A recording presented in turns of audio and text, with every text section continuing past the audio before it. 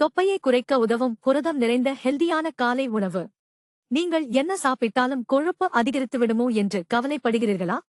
உடற்பயிற்சி செய்யாமல் இந்த 5 எளிய காலை உணவுகளுடன் கொழுப்பை எரிக்கவும். ஓட்ஸ் நார்ச்சத்து நிறைந்த உணவு. இதைத் தொடர்ந்து உட்கொள்வது செரிமானத்தை மேம்படுத்துகிறது. இதில் உள்ள நார்ச்சத்து உடல் கொழுப்பை குறைக்கிறது.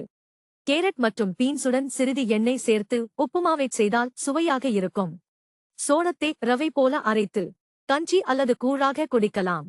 இதன் கிளைசெமிக் இண்டெக்ஸ் மிகவும் குறைவு. காலையில் இதை குடித்தால் வயிறு நிறைவாக பசியை கட்டுப்படுத்துகிறது. இது சர்க்கரை அளவை கட்டுப்படுத்துவதோடு கொழுப்பையும் எரிக்கிறது. காலையில் பச்சை உயிர் தோசைகளை சாப்பிடுவதால் அதிக புரதம் கிடைக்கிறது.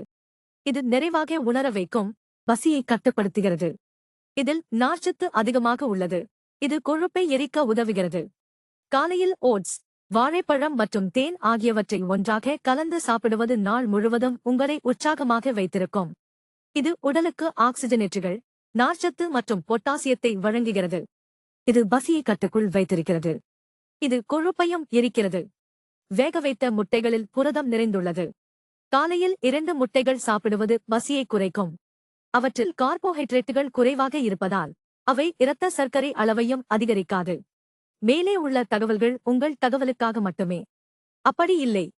உங்கள் வாழ்க்கை முறையில் ஏதேனும் மாற்றங்களைச் செய்வதற்கு முன் மருத்துவரை அணுகுவது கட்டாயமாகும்.